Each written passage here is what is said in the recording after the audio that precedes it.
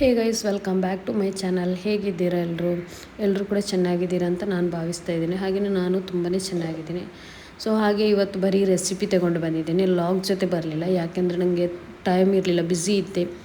ಓದೋದು ಮತ್ತು ನಮಾಜ್ ಮಾಡ್ದು ಇದರಲ್ಲೇ ಇದ್ದೆ. ಸೊ ಲಾಗ್ ಮಾಡಲಿಕ್ಕೆ ಹೋದರೆ ಟೈಮ್ ವೇಸ್ಟ್ ಆಗುತ್ತೆ ಅಂತ ಹೇಳಿ ನಾನು ಮಾಡಲಿಕ್ಕೆ ಹೋಗಲಿಲ್ಲ. ಸೊ ಇವತ್ತು ಸಿಂಪಲ್ ಆಗಿರೋ ಗೋಬಿ ಫ್ರೈ ಮತ್ತು ಮಶ್ರೂಮ್ ಫ್ರೈ.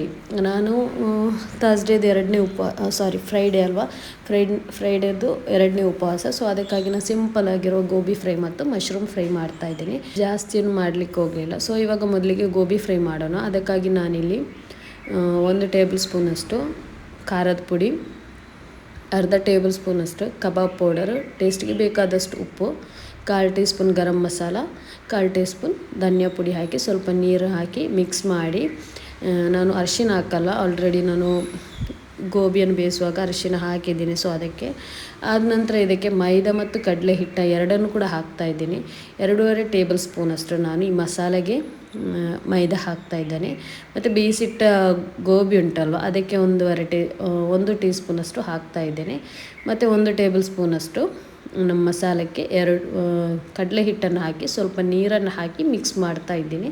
ಅದ ನಂತರ ಗೋಬಿ ಉಂಟಲ್ವ ಮೈದಾ ಹಾಕಿದ್ದು, ಅದನ್ನು ಕೂಡ ನಾವು ಮಿಕ್ಸ್ ಮಾಡಬೇಕು. ಮಿಕ್ಸ್ ಮಾಡಿದ ನಂತರ ನಾವು ಚೆನ್ನಾಗಿ ಈ ಥರ ಮಿಕ್ಸ್ ಮಾಡಬೇಕು. ಮಾಡಿದ ನಂತರ ನಾವು ನಮ್ಮ ಮಸಾಲೆಗೆ ಹಾಕಿ ಮಿಕ್ಸ್ ಮಾಡಿದ್ರಾಯಿತು.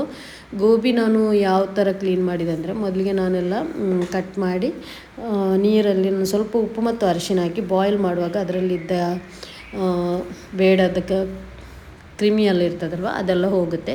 ಸೊ ಇದನ್ನು ಮಾಡಿ ನಾವು ಮಸಾಲ ಹಾಕಿ ನಾವು ಟೈಮ್ ಬೇಕಂತಿಲ್ಲ, ಆವಾಗಲೇ ನಾವು ಫ್ರೈ ಮಾಡ್ಬೋದು.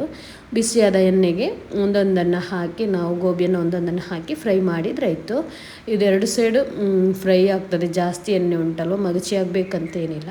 ಸೊ ಇವಾಗ ನಮ್ಮದು ಗೋಬಿ ರೆಡಿ ಆಯಿತು. ಗೋಬಿ ಫ್ರೈ ತುಂಬ ತುಂಬಾ ಟೇಸ್ಟ್ ಇತ್ತು.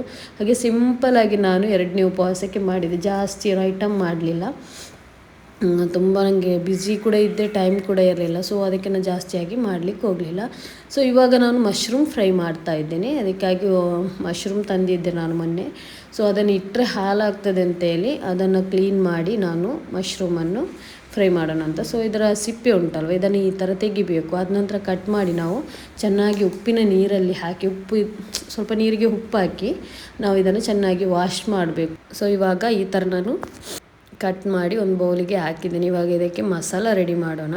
ಇದು ನಾನು ಕಡಲೆ ಹಿಟ್ಟಲ್ಲಿ ಫ್ರೈ ಮಾಡ್ತಾ ಇದ್ದೀನಿ, ಯಾಕೆಂದರೆ ಕಡಲೆ ಹಿಟ್ಟಲ್ಲಿ ತುಂಬ ಟೇಸ್ಟಿ ಆಗುತ್ತೆ. ಹಾಗೆ ಜಾಸ್ತಿ ಮೈದಾ ಬೇಡ ಅಂತೇಳಿ ಇದಕ್ಕೆ ಎಷ್ಟು ಬೇಕೋ ಅಷ್ಟು ನೀವು ಕಡಲೆ ಹಿಟ್ಟನ್ನು ತೆಗೆದ್ರಾಯಿತು. ನಾನಿಲ್ಲಿ ಒಂದು 3.5 ಟೇಬಲ್ ಸ್ಪೂನಷ್ಟು ತಗೊಂಡಿದ್ದೀನಿ. ರುಚಿಗೆ ಬೇಕಾದಷ್ಟು ಉಪ್ಪು, 1/4 ಟೀ ಸ್ಪೂನ್ ಅರಿಶಿನ, ಗರಂ ಮಸಾಲ, ಧನಿಯಾ ಪುಡಿ ಪೂರ ಎಲ್ಲ 1/4 ಟೀ ಸ್ಪೂನಷ್ಟು ಹಾಕಿ, ಅನಂತರ ಟಿಕ್ಕ ಮಸಾಲ ಬರ್ತದಲ್ವ ಅದನ್ನು ಕೂಡ ಹಾಕ್ತಾಯಿದ್ದೀನಿ. ಸ್ವಲ್ಪ ಚಿಲ್ಲಿ ಪೌಡ್ರ್ ಕೂಡ ಹಾಕಿ ಮಿಕ್ಸ್ ಮಾಡಿ, ಅದ ನಂತರ ನಮಗೆ ನೀರೆಷ್ಟು ಬೇಕು ಅಷ್ಟನ್ನು ಹಾಕಬೇಕು. ಹಾಕಿ ಚೆನ್ನಾಗಿ ಮಿಕ್ಸ್ ಮಾಡಿದ ನಂತರ ನನಗೆ ನೆನಪಾಯಿತು ಮೈದಾ ಹಾಕಲಿಲ್ಲ ಅಂತ. ಸೊ ಅದಕ್ಕೆ ನಾನು 1 ಟೇಬಲ್ ಸ್ಪೂನಷ್ಟು ಮೈದಾವನ್ನು ಹಾಕಿ ಮಿಕ್ಸ್ ಮಾಡ್ತಾ ಇದ್ದೇನೆ. ನೀರು ಎಷ್ಟು ಬೇಕು ಅಷ್ಟು ಹಾಕಿದ್ರಾಯಿತು. ಈ ಒಂದು ಕನ್ಸಿಸ್ಟೆನ್ಸಿ ಬೇಕು ನಮಗೆ. ಅದಕ್ಕೆ ಡಿಪ್ ಮಾಡುವಾಗ ಈ ಥರ ಕೋಟ್ ಆಗಬೇಕು ಚೆನ್ನಾಗಿ. ಸೊ ಇವಾಗ ಒಂದೊಂದೇ ಮಶ್ರೂಮನ್ನು ತೆಗೆದು ಈ ಹಿಟ್ಟಲ್ಲಿ ನಾವು ಡಿಪ್ ಮಾಡಿ ಅದೇ ಎಣ್ಣೆಗೆ ನಾವು ಹಾಕಿದ್ರಾಯಿತು. ಎಣ್ಣೆ ಚೆನ್ನಾಗಿ ಬಿಸಿಯಾಗಿರಬೇಕು ಮತ್ತು ಮೀಡಿಯಮ್ ಫ್ಲೇಮಲ್ಲಿ ಇಟ್ಟು ನಾವು ಅದನ್ನು ಕುಕ್ ಮಾಡಬೇಕು. ಇದನ್ನು ಕೂಡ ಹಾಗೆ 2 ಸೈಡ್ ಮಗಚಿ ಕೂಡ ನಾವು ಫ್ರೈ ಮಾಡಬೇಕು. ಸೊ ಇದು ಕೂಡ ಹಾಗೆ ತುಂಬಾ ಬೇಗನೆ ಆಗುತ್ತೆ, ಜಾಸ್ತಿ ಹೊತ್ತು ಟೈಮ್ ಹಿಡಿಯಲ್ಲ, ಈಸಿಯಾಗಿ ಕೂಡ ಆಗುತ್ತೆ. ಇವಾಗ ಇದು ಫ್ರೈ ಆಗಿ ಬಂತು. ಸೊ ನಾನು ಇವಾಗ ತೆಗೆದು ತೋರಿಸ್ತಾ ಇದ್ದೇನೆ ನಿಮಗೆ. ಒಂದು ಸೈಡು ಇನ್ನು ಇದನ್ನು ಮಗಚಿ ಕೂಡ ಫ್ರೈ ಮಾಡಿದ್ರಾಯಿತು. ಆದ ನಂತರ ಇದು ಫ್ರೈ ಆಯಿತು, ತೆಗೆದು ನಾವು ಒಂದು ಪ್ಲೇಟಿಗೆ ಸರ್ವ್ ಮಾಡಿದ್ರಾಯಿತು. ಸೊ ಟೇಸ್ಟಿಯಾಗಿರೋ ನಮ್ಮ ಮಶ್ರೂಮ್ ಫ್ರೈ ಮತ್ತು ಗೋಬಿ ಫ್ರೈ ರೆಡಿ ಆಯಿತು ಇಲ್ಲಿ. ಸೊ ಇವತ್ತಿನ ಉಪವಾಸದ ಸಿಂಪಲಾಗಿರುವ ರೆಸಿಪಿ ನಾನು ನಿಮಗೆ ತೋರಿಸಿದೆ. ಸೊ ಇದನ್ನು ನೀವು ಕೂಡ ಟ್ರೈ ಮಾಡಿ ಮನೆಯಲ್ಲಿ, ತುಂಬಾ ಟೇಸ್ಟಿಯಾಗಿದೆ, ಮಕ್ಕಳು ಕೂಡ ಇಷ್ಟಪಟ್ಟು ತಿಂತಾರೆ.